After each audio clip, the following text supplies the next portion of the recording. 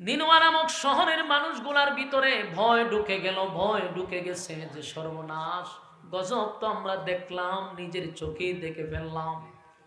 কান্না শুরু করছে আর বলা বলি করতে লাগলো, হায় আফসুস,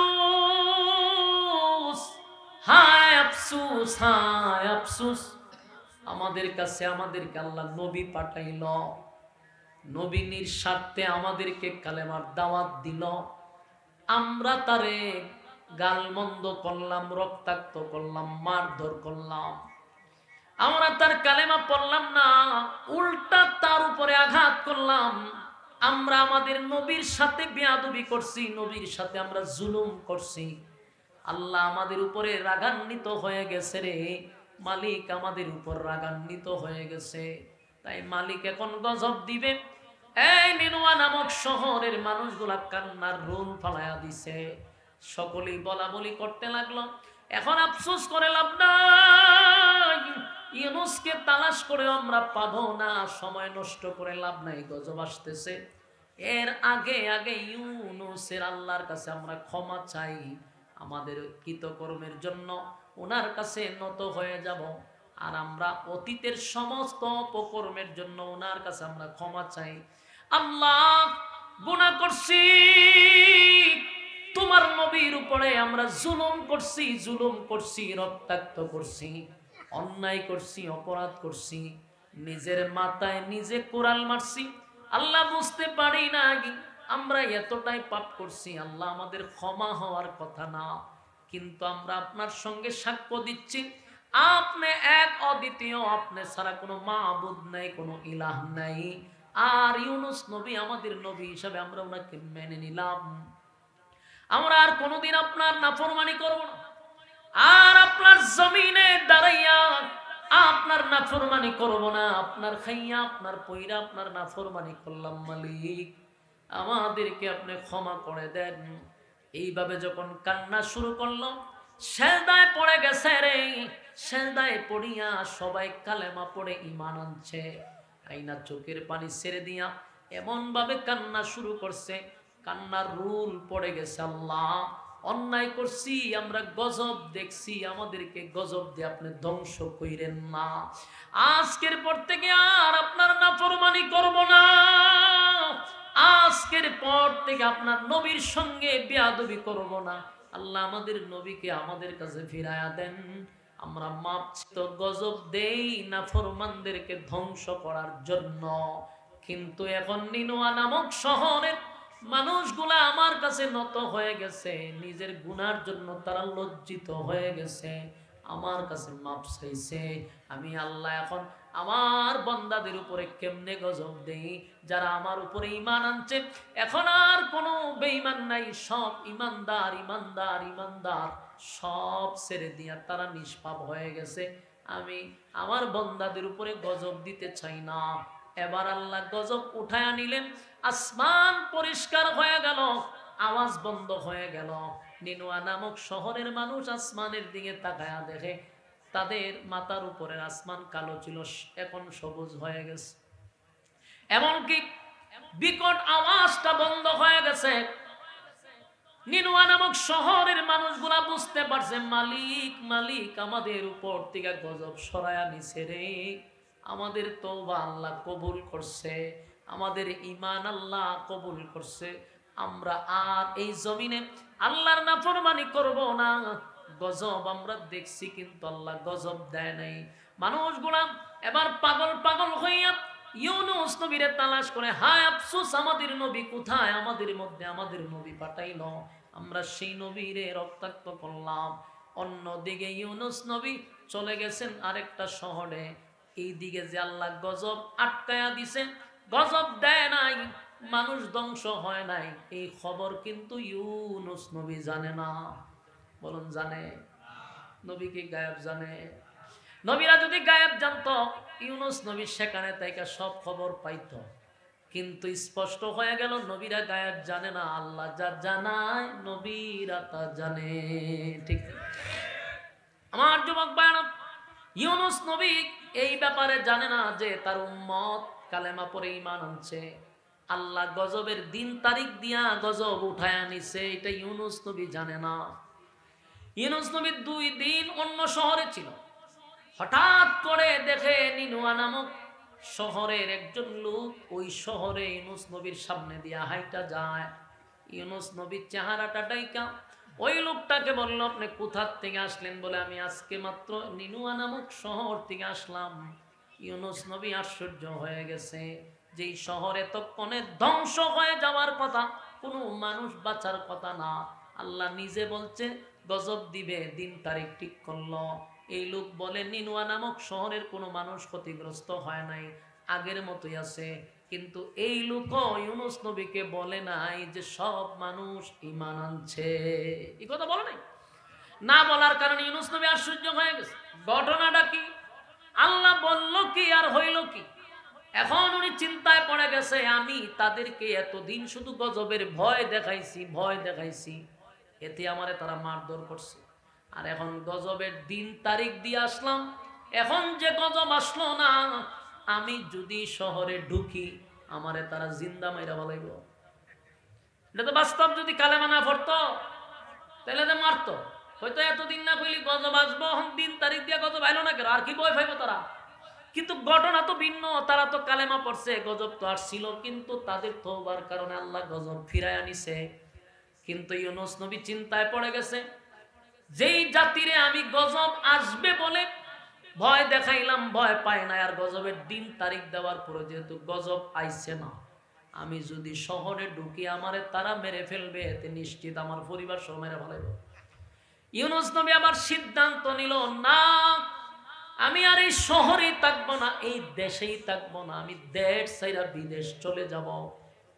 এই যে সিদ্ধান্ত নিলেন, এই সিদ্ধান্তটা কি আল্লাহর পক্ষ থেকে না ওনার ব্যক্তিগত? আওয়াজ দেন।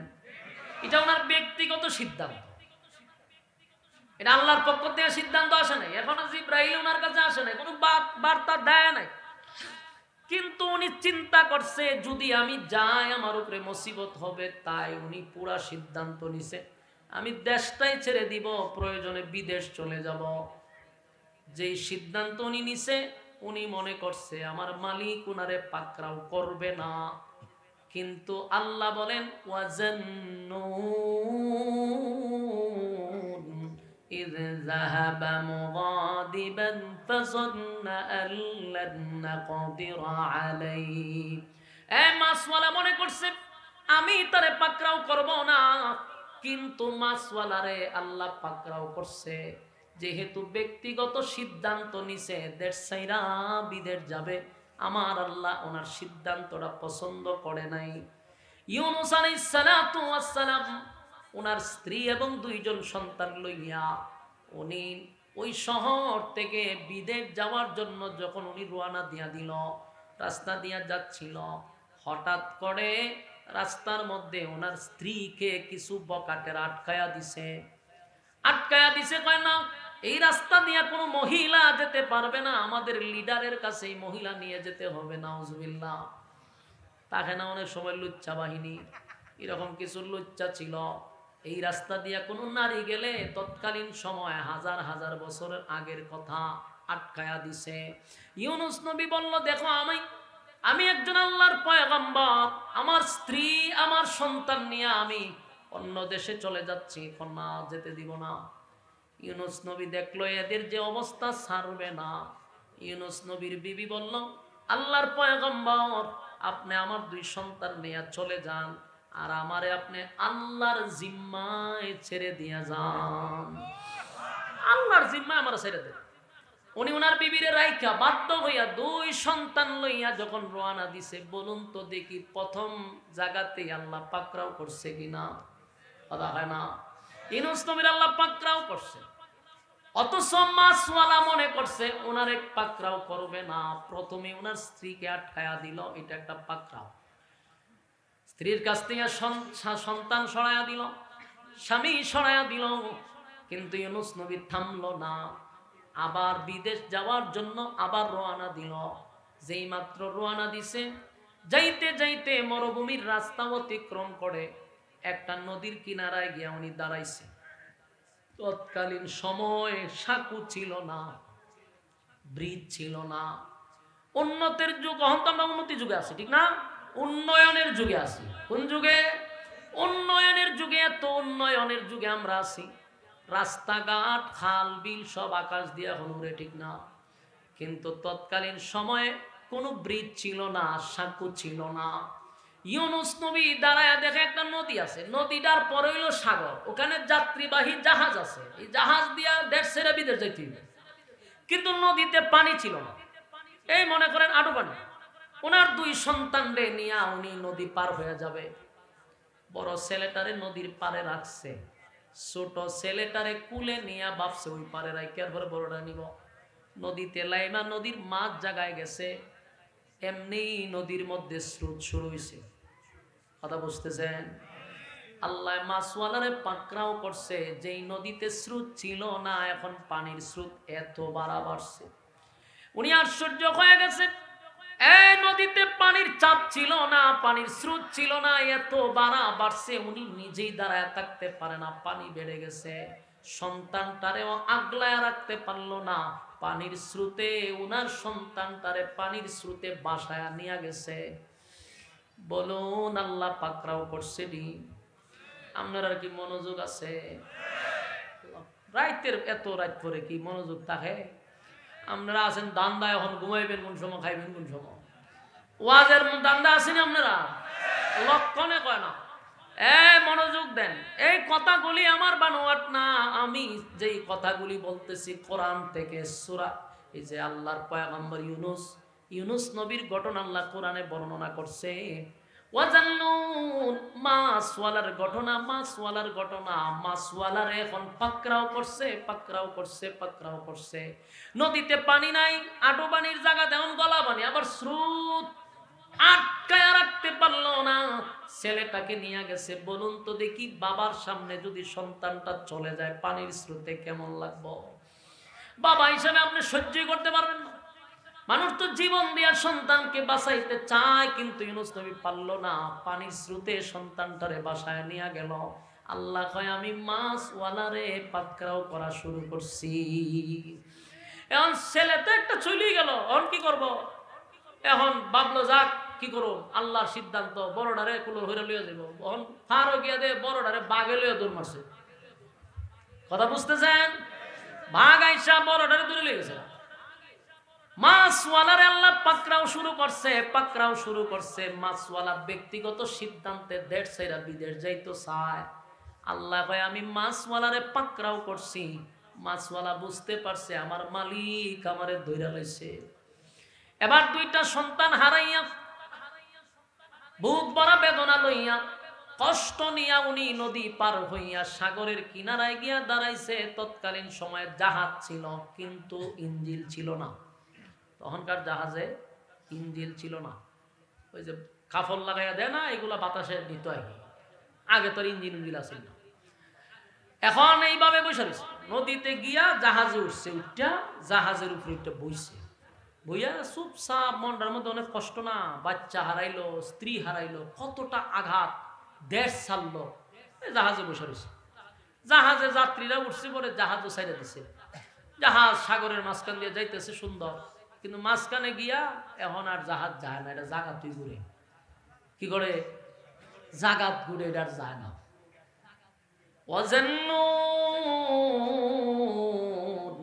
إذ ذهب مغاضبا فظن أن لن نقدر عليه فنادى في الظلمات। আল্লাহ বলেন, মাছওয়ালা মনে করছে আমি মাছওয়ালারে পাকড়াও করব না, কিন্তু মাছওয়ালারে আল্লাহ পাকড়াও করছে। জাহাজ এখন নদীর উপর দিয়া ঘুরে রে, নদীর উপর দিয়া ঘুরে, জাহাজ জায়গায় জায়গায় ঘুরতেছে। এবার ইউনুস আলাইহিস সালাতু ওয়াস সালাম বুঝতে পারছে, লক্ষণ তো বালা না, এখন আমার আল্লাহ ধরব। সন্তান নিল, স্ত্রী নিল, মালিক এখন আমারে পাকড়াও করব। জাহাজের যত যাত্রী আছে এরাও চিল্লাচিল্লি শুরু করছে, হায় হায়, জাহাজ তো জায়গায় ঘুরে। মানুষ চিৎকার শুরু করছে, আমরা এখন বাঁচবো কেমনে যাইব? দেখেন ওই যুগের মানুষের মেধা কি ছিল, মারাত্মক মেধা ছিল তাদের। এরা বৈশাখ সাথে সাথে গবেষণা শুরু করছে যে ঘটনাটা কি, ইঞ্জিল তো নাই, কিন্তু এটা জাগাত ঘুরে। এরা চিন্তা ঘটনাটা কি? তো এরা মেধা দেখেন কি পরিমাণ, মেধা দিয়া ভাবতে ভাবতে হয় নিশ্চিত এই জাহাজের ভিতরে কোন গুলাম আসছে মালিকের ওয়ার্ডার ছাড়া। আপনারা কি এলাকাতে সুবহানাল্লাহ আছে? এটি কোন সময় কন কেউ মারা গেলে ওই তো পারে মরিয়া লাগা সুবহানাল্লাহ কর। আমি তো দেখতেছি না আপনারা কোন জায়গাত কন। এটা সুবহানাল্লাহ করার দরকার না। কি পরিমাণ মেধা আল্লাহ এদেরকে দিয়েছে, এটা বাইর করলো কেমনি? হয় নিশ্চিত কোন গুলাম তার মালিকের অর্ডার ছাড়া এটার মধ্যে উঠছে। এখন এই গুলামরা আমরা বাইর করতে দিব। এই গুলামরা যদি আমরা নদীতে সাগরে ফালাইয়া দেই, আমরা সবাই বেঁচে যাব। আর গুলাম যদি দেখা দিলে সব মরবো।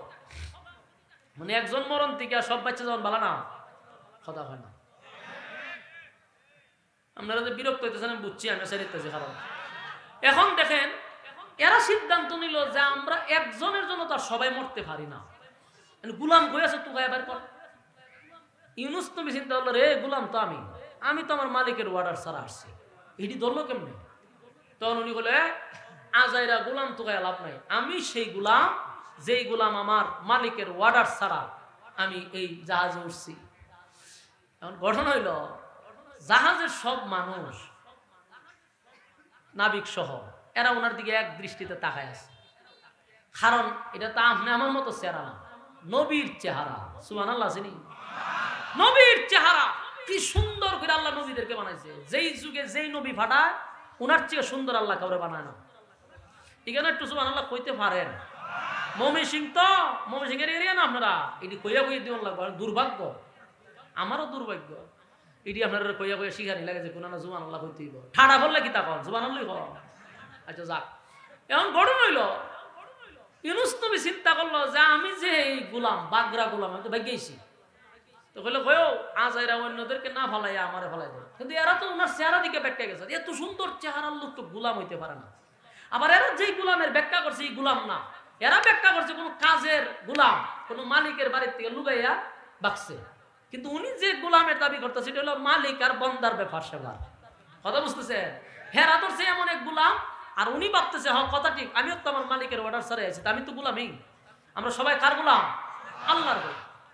হেরা কয় না না না না না, আপনার মতো এরকম সুন্দর চেহারা সুটাম দেহের অধিকারী গুলাম তো প্রশ্নই আসে না।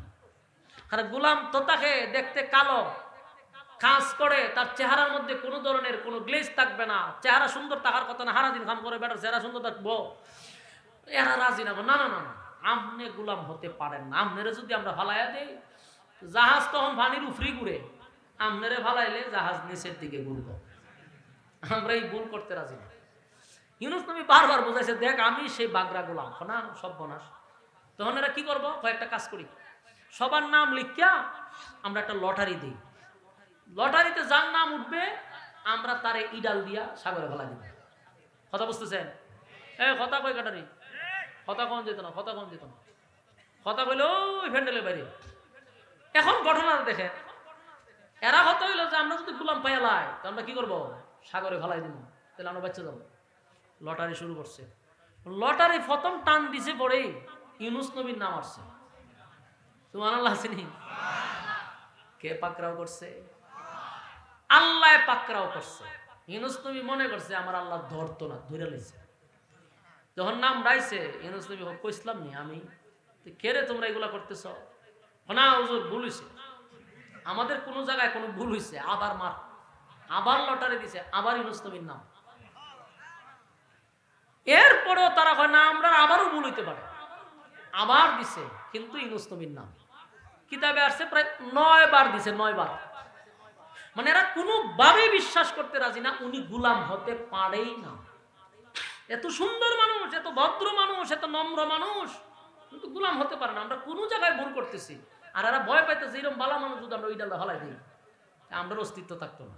তাই 9 বার টানছে, টানার পরে দেখেন 9 বার ওনার নাম আইছে। তখন ওনার ভাই সাহেব হুজুর মাফ করে দিয়েন, বহুত চেষ্টা করেছি আপনার বাসাইবার লাগে, কিন্তু পারতাছি না, আপনার নাম হইয়াই হুজুর। ঘটনা কি তা, এত সুন্দর মানুষ আপনি বাইকেছেন, বিশ্বাস হইতেছে না।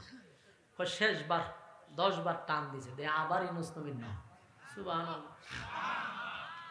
জাহাজের মানুষ হুজুর আল্লাহর রাস্তায় মাফ করেন, এদার হুজুরে ফাওয়া ধর, ফাওয়া হাতে ধর, ধরছে দুইটা ইডাল দিয়া ইউনুস নবীর ফালাইছে সাগর। সাগর পড়তে পড়তে এক মাছ আইসা ওনারে গিলা লইছে। যেই মাছে গিলছে এই মাছরে আবার আরেক জায়গা থেকে আরেকটা গিলা লিছে, তাহলে কয় মাছের পেটের ভিতরে গেল? এই কথাটাই আল্লাহ বলছে ওয়াজান্নুন إذ ذهب مغاضبا فظن أن لن نقدر عليه فنادى في الظلمات أن لا إله إلا أنت سبحانك إني كنت من الظالمين। ইউনূস আলাইহিস সালাতু ওয়াস সালাম যেই মাত্র মাছের পেটের ভিতরে ঢুকে গেছে, সাথে সাথে সাথে সাথে উনি আল্লাহর শরণাপন্ন হয়ে গেছে। এই যুবক ভাই, মুরব্বী বাবারা, এখান থেকে আমাদের শিকার আছে, জানার আছে, বোঝার আছে। আমরা যখনই বিপদে পড়ব, বলুন কার শরণাপন্ন হইব? আল্লাহর শরণাপন্ন হব। কারণ আমার মালিক, আমাদের মালিকের কাছে আমরা শরণাপন্ন হয়ে যাব। আল্লাহ ছাড়া কোনো মাবুদ নেই, বাঁচানে ওয়ালা একমাত্র কে? দুনিয়ার কেউ বাঁচাইতে পারে না। কোনো ফির ফকির না, কোনো মাজারওয়ালা না, কোনো জড়াওয়ালা না, কোনো ল্যাংটাওয়ালা না, ঠিক নেই। যিনি বাঁচাবেন তিনি কে? এই জন্য ইউনূস নবী এটার ভিতরে ঢুইকা সাথে সাথে বললেন লা ইলাহা ইল্লা আনতাস সুবহানাকা ইন্নী কুনতু মিনাজ জালিমিন। উনি যখন সাথে সাথে আল্লাহর শরণাপন্ন হয়ে গেল, সাথে সাথে মালিকের শরণাপন্ন হয়ে গেল। আল্লাহ মাছরে খাওয়ার অর্ডার দিছে, কিন্তু হজম করার অর্ডার আল্লাহ দেয় নাই।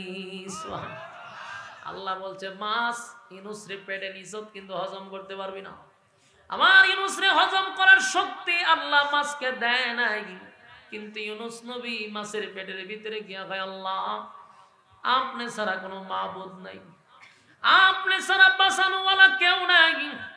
আল্লাহ আপনি পবিত্র, আমি জালেমদের অন্তর্ভুক্ত হয়ে গেছি, আমার মোটেও ঠিক হয় নাই, আমি আপনার অর্ডার ছাড়া এই কাজ করছি। আল্লাহ আমি জালেমদের অন্তর্ভুক্ত হয়ে গেলাম। আপনি ছাড়া কোনো মাবুদ নাই, কোনো ইলাহ নাই, আপনি সর্বশক্তিমান, আপনি পবিত্র। আল্লাহ আমারে আপনি মাফ করেন, আমি জালেমদের অন্তর্ভুক্ত হয়ে গেছি। একদিন দুই দিন নয়, এইভাবে ইউনূস নবী লাগাতার প্রায় 40 দিন মাছের পেটের ভিতরে সিল্লা লাগাইছে। মাছের পেটের ভিতরে একদিন দুই দিন নয় গো। আমি আপনাদের কাছে জানতে চাই, মাছে যদি কেউ রে খায় বাঁচা সম্ভব? সাপে খাইলে বাঁচা সম্ভব? পেটের ভিতরে ঢুকলেই তো আপনি শেষ।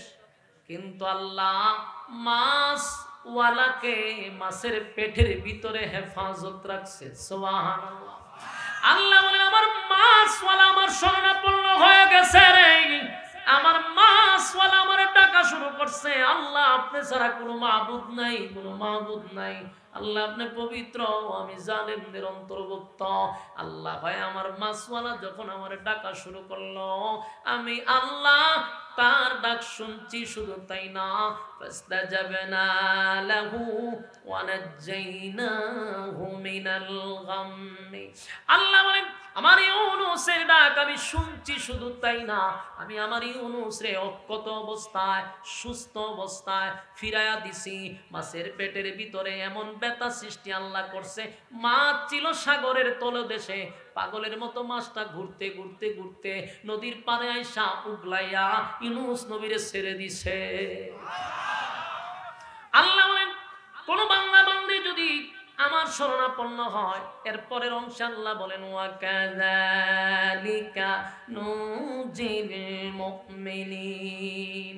এখন মুমিন বান্দা বান্দি মুসিবতের মধ্যে পড়ে যদি আমি আল্লাহর শরণাপন্ন হয়, ওয়াদা দিলাম ইউনূস রে আমি যেইভাবে হেফাজত করছি কঠিন থেকে কঠিন, কঠিন থেকে কঠিন মুসিবত থেকে, ঠিক আমি কিয়ামত পর্যন্ত মুমিনদেরকে এইভাবেই হেফাজত করব যদি বান্দা আমার শরণাপন্ন হয়।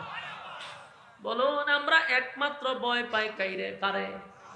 আমরা শুধু একমাত্র ভয় পাবো আল্লাহকে। আল্লাহ ছাড়া আমাদের উপায় নাই। আজকে আমার আল্লাহকে নিয়েও গালি দেওয়া হয়। আল্লাহকে নিয়ে গালি দেওয়ার পরে এর থেকে বড় আশ্চর্য হই, কিছু নামদারি মুসলমানরা যে গালি দিছে তার পক্ষেও কথা হয়। হ্যাঁ, কথা হয় না? এটা আপনি আমার ইমানের প্রশ্ন। তো এখানে চুপ করে থাকলে ইমান লইয়া খবরে যেতে পারতেন না। নাস্তিক হয়ে মারা যাবেন, মুরতাদ হয়ে মারা যাবেন, আমার কোনো অসুবিধা নাই। কিন্তু ইমানের প্রশ্ন, আমি আমার ইমানের জন্য জীবন দিতে প্রস্তুত। আপনারা প্রস্তুত থাকতে পারেন। কিন্তু প্রশ্ন হলো, আমারে গালি দে, আমার বাপরে গালি দে, আমার 14 গোষ্ঠীরে গালি দে, কলিজায় এত আঘাত লাগে না? কিন্তু আল্লাহরে নিয়ে গালি দিল, আবার তার পক্ষে সাফাই গাইতেছে। আফসোস আফসোস, কিছু সুশীল নামক নাস্তিক আছে, সুশীল নাস্তিক। 16টা বছরই নাস্তিক গুলার আমরা দেখছি, সুশীল নামে তারা পরিচিত। বুদ্ধিজীবী নামের প্রতিবন্ধী গুলার আমরা 16 বছর দেখছি। এই নাস্তিক গুলা বাউলদের পক্ষে এখন সাফাই গায়। আরে বেটা, কার বিরুদ্ধে কথা বলছি না তো দেখার দরকার। কার বিরুদ্ধে কুরুচিপূর্ণ বক্তব্য দিছে? আমার আল্লাহর শানে গালি দিব, আমি একটা বাউলের জন্য যেমন ইমান হারাবো না? আশ্চর্য হয়েছে আরো বেশি, এনসিপি নামক একটা দল নতুন বেরিয়েছে। হ্যাঁ, তোরা বেটা এখনো না বালো, কখনো বালি গেছ না। আমরা তোরা মহব্বত করি কেন? 5ই আগস্টের যোদ্ধা তোরা, তোদের পক্ষে আমরা সবসময় কথা বলতাম, মহব্বত করতাম কলিজা দিয়া। কিন্তু 99% 96% মানুষের কলিজা আঘাত দিয়েছে এনসিপি। সে বাউলের পক্ষে নিয়ে কথা বলছে। ধন্যবাদ জানাই, বিপিনুরের একটা সাথী আছে, তার নাম জানে কি, রাশেদ।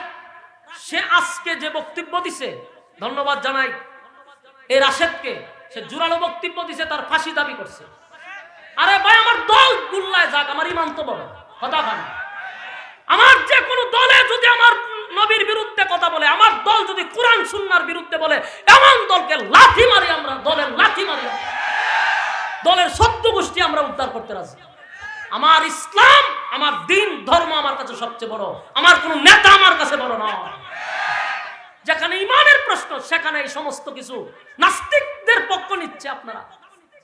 রাজনীতি যারা করেন, আপনাদেরকে একটা পলিটিক্স আমরা শিখাই দিই। রাজনীতি মানে তো পলিটিক্স, টিক্সের উপরে টিক্স, এর নাম হলো পলিটিক্স। রাজনীতিটাই পলিটিক্সের উপরে চলে। আমি আপনাদেরকে একটা পলিটিক্স শিখাই যাই। আপনারা তো আবুল মার্কা, বুঝেন কম, লাফান বেশি। আমি শিখাই, আপনারা রাস্তা শিক্ষা রাখেন। একটা জিনিস খেয়াল রাখবেন, আগে বাংলাদেশটা জরিপ করবেন, যেখানে 96% হলো মুসলমান। আপনি কোনোভাবে যদি মুসলমানের কলিজায় একটু আঘাত দেন, কসম খোদা কোনোদিন আপনি সাফল্যের চেহারা পাবেন না। মানুষ আপনারা লাথি মারতে 1 সেকেন্ড দেরি করবে না। আমি আজকে একটা বক্তব্য বলছি, আমার নিজের ফেসবুক পেজ থেকে আমি একটা বক্তব্য বাধ্য হইয়া দিচ্ছি, আমি আর সহ্য করতে পারছি না। আমি কথা বলছি, এনসিবি তুমি আসলে আসমানে, তুমি নামছো হন জমিনে। কারণ এটা 96% মুসলমান রে ভাই। আপনি যতই সুশীলগিরি দেখান, দিন শেষে মুসলমানরাই আপনাদেরকে চেয়ারে বসা। আমি মুসলমান মাইনাস করে এখানে বসবেন কেন? একটা মানুষ নামাজ পড়তে পারে না, ইবাদত করতে পারে না, এটা তার ভিন্নতা। কিন্তু আপনি ইসলামের উপরে আঘাত দিলে এই লোকটা কিন্তু দাঁড়ায় যাবে। বাস্তব না বাস্তব? আপনি ইসলামের বিরুদ্ধে কথা বলবেন, আবার চেয়ারও বসতে চান, অসম্ভব। জুতা দা ফিরাইয়া চেয়ার থেকে জনগণ লাভ হবে। 16 বছর এই ফেসিস্টে ইসলামের বিরুদ্ধে কথা বলার কারণেই তো খুব সৃষ্টি হয়েছে। 16 বছর ওয়াজ মাহফিল থেকে ধইরা ধর্মীয় যত জায়গা আছে, যতভাবে নাস্তিকরা নবীরে গালি দিছে, আল্লাহরে গালি দিছে, কোনো বিচার হয় নাই। বিচার না হওয়ার কারণে মানুষের ভিতরে খুব সৃষ্টি হয়েছে। এই খুবের বিস্ফোরণ করছে 5ই আগস্ট। একদিনে বিস্ফোরণ ঘটে নাই। আবারও যদি আপনারা এই নাস্তিকদেরকে বগলের নিচে আনেন, মাত্র 5%ও না, 2%ও না, 1% থেকে কম হবে নাস্তিকদের, যে মাত্র 1 থেকে 1.5% হবে। আপনি 1.5% খুশি করবার লেগে 96% আপনি মাইনাস করবেন। আপনি তো মাথা মোটা মিয়া, মাথার তো গোবর। আপনি কোন জায়গা মাইনাস করতেছেন? 96 বাদ দিয়ে আপনি 1% প্রশ্রয় দিতেছেন। বুঝবেন কোন সময়? যদি সুষ্ঠু নির্বাচন হয় তখন বুঝবেন। বাতিজা, মানুষের কলিজা আঘাত লাগছে, মানুষ নীরব আছে, কিন্তু এটা দেখাইবে কোন সময়? ভোটের মাধ্যমে। আর দেশের মানুষ ইসলাম পছন্দ করে। আপনি যে কোনো দলের হন, ইসলামের পক্ষে থাকেন, মানুষ 1 সেকেন্ডের ভিতরে আপনার সাথে যাইতে রাজি। মানে ইসলামকে মাইনাস করবেন, আপনার জুতাটা ফিটাইতে বেশি বাকি রাখবে না। এটার নাম বাংলাদেশ, ঠিক কিনা বলেন? আমি কষ্ট পাইছি, আমার মালিককে নিয়ে গালি দিছে, আসমান জমিনের মালিককে নিয়ে গালি দিছে। কত বড় কুরুচিপূর্ণ কথা বলছে বাউল নামক ফাউল গুলা। এগুলো তো এমনি নাস্তিক, এগুলা মুসলমানের কাতার না। আপনারা আমার একটা প্রশ্নের উত্তর দেন তো দেখি। নাস্তিকরা আমাদের পক্ষে কথা বলে না, ইসলামের পক্ষে কথা বলে না, ইসলামের ভালো দিক নিয়ে কথা বলে না, কিন্তু বাউলের পক্ষে কেন কথা বলে?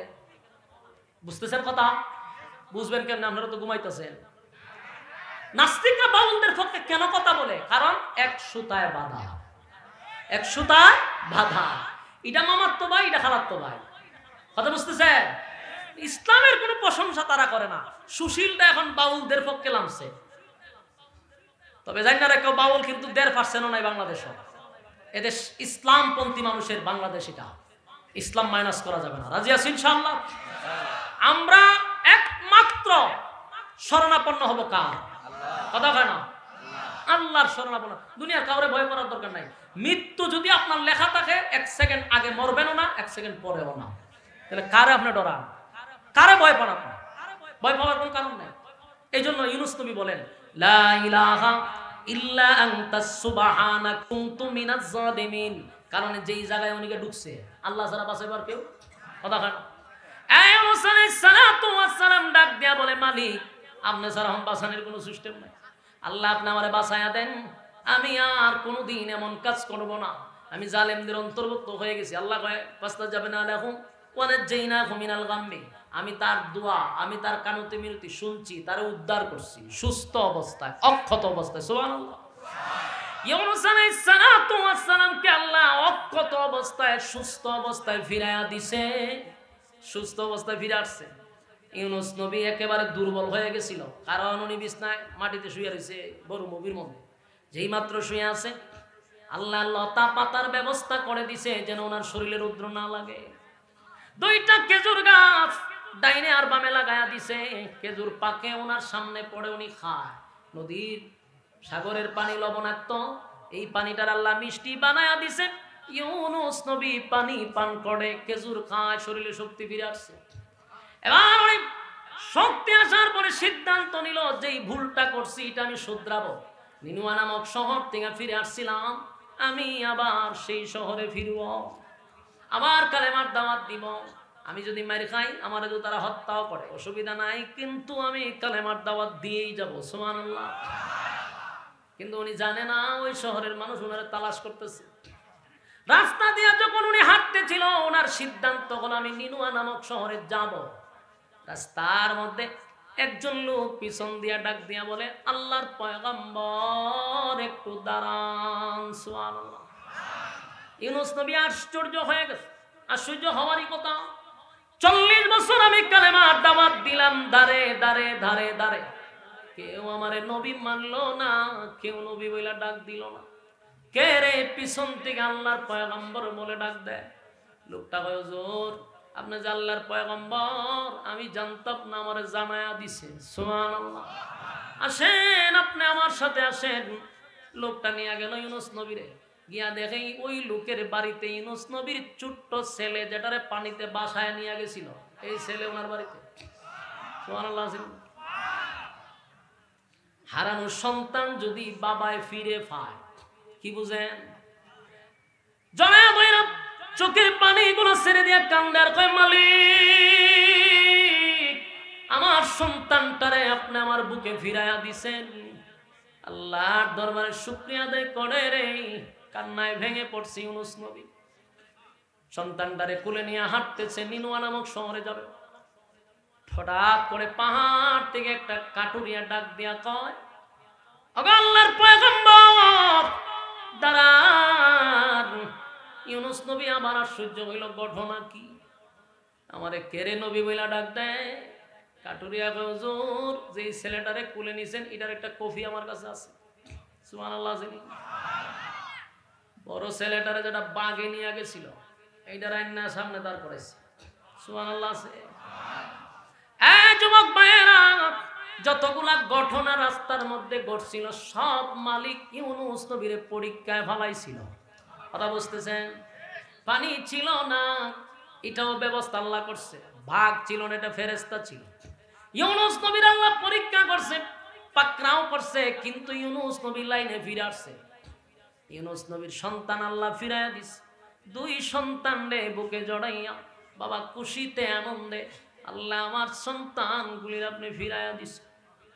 এবার সামনে যায় রে, নিনওয়া নামক শহরে যাবে। রাস্তার মধ্যে গিয়া দেখে কত গোনা বকাটে ছেলে খার হয়েছে। হয় হুজুর একটু আসেন, আমরা লিডারের বাড়িতে আসেন।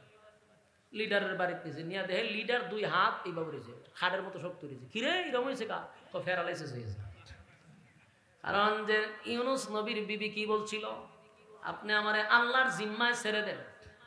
এই বকাটে লোকটা ইউনুস নবীর স্ত্রীর উপরে আকর্ষণ হইয়া হয়ে গেছে দর্ত। যেই দর্ত গেছে হাত গেছে গাইডা ফেরালাইসিস হইয়া।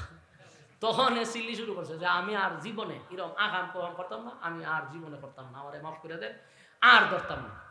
মহিলা মানুষ উনি দোয়া করছে, আল্লাহ বালা করে দিছে। তো বালা করছে পরে কিছুদিন গেছে ভালোই, কিন্তু লুচ্চা তো কিছুদিন পরে আবার গেছে ধরতো। আবার যখন ধরতো গেছে আল্লাহ আবার হেরে ফেরালাইছে বানাইতে পরে আমার আরেকবার বালা করে দেন। উনি তোরে এখন বালা করলে আমি নিরাপদ না, তুই এমনি থাক, তুই যতদিন এইভাবে থাকবে আমি নিরাপদ। হে সব তুই বই রয়েছে 2 হাত। ইউনুস নবী আইসে বলে আমরা একটু দোয়া করেন।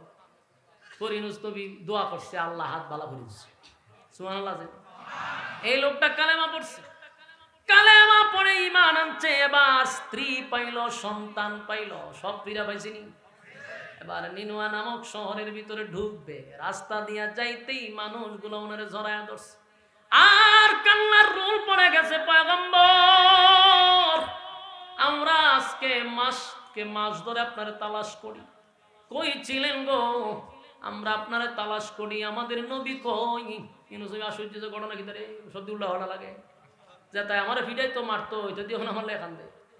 সবাই বললো হুজুর যেদিন আপনি গজবের দিন তারিখ ঠিক করছিলেন, গজব আসছিল, কিন্তু আমরা আপনার রবের উপর ঈমান আনছি, আপনার নবী মাইনা নিছি, আমাদের কৃতকর্মের জন্য আল্লাহর কাছে মাফ চাইছি।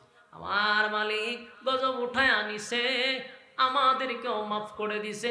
আমরা পাগল হইয়া আমাদের নবীরে তালাশ করতেছি।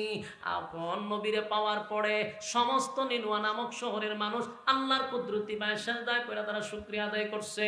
মালিক আমাদের নবীরে আপনি আমাদের কাছে ফিরাইয়া দিছেন, এই শুকরিয়া আদায় করতে লাগলো। আমার যুবক ভাইয়েরা, ইউনুস আলাইহিস সালাতু ওয়াস সালাম আল্লাহর শুকরিয়া আদায় করে, মালিক আমি আপনার কাছে যা চাই নাই এর থেকে বড় নিয়ামত আপনি আমারে দিছেন। পরীক্ষা নিনওয়া নামক শহরে পরীক্ষা করছে আল্লাহ। তো গজব কখন আসে? যখন মানুষ গুনাহের মধ্যে লিপ্ত হয়ে যায়, মানুষ যখন পাপাচার করতে করতে সীমা লঙ্ঘন করে, আল্লাহ তখন সেই সমাজে গজব দেয়। গজব আমরাও যেন এখন থেকে শুধরায়া যায়, কয়েকটা সিগন্যাল কিন্তু আল্লাহ অলরেডি দিয়া দিছে। এখনো যদি আমরা পরিবর্তন না হই, কসম খোদা গজব আসবে নিশ্চিত থাকেন। যদি 9 মাত্রার ভূমিকম্প শুরু হয়, কয়েক লক্ষ মানুষ ঢাকা শহরে মারা যাবে, উদ্ধার করার জন্য কোনো সিস্টেমও থাকবে না, সব ধ্বংস হয়ে যাবে। হসপিটালে নিবেন, হসপিটালগুলো মাটির সাথে মিশে যাবে। এই জন্য আল্লাহর কাছে দোয়া করেন, আল্লাহ আমরা হেফাজত করেন, আল্লাহ গজব থেকে আমাদেরকে হেফাজত করেন। মানুষ পাপাচার করে, ভালো মানুষগুলো এই খারাপ মানুষের জন্য ধ্বংস হবে। কারণ আল্লাহ যখন এই গ্রামে গজব দিব, একজন তসবিওয়ালা হাজিওয়ালা বইয়া থাকলে আল্লাহ হবে হেরোদর। কারণ ভালো মানুষও ধ্বংস হবে। কেন? আমার চোখের সামনে খারাপ কাজ হয়েছে, আমি সুবহানাল্লাহ নিয়ে ব্যস্ত, হেরে একবার জিগাইলাম না বলে রে তুই খারাপ কাজ করিস, প্রতিবাদও করলাম না। আল্লাহ ওই জন্য আগে ওই হাজি সাহেবরে আগে ধরবো। কথা বুঝতেছেন? এই জন্য খারাপ কাজে বাধা দিতে হবে, অন্যায় কাজ যেখানে চলে সেখানে প্রতিবাদ করতে হবে। রাজি আছেন ইনশাআল্লাহ? কারা কারা রাজি আছেন আব্দুল্লাহ দেখায়া দেন। লিল্লাহে তাকবীর, লিল্লাহে তাকবীর। আল্লাহ সবাই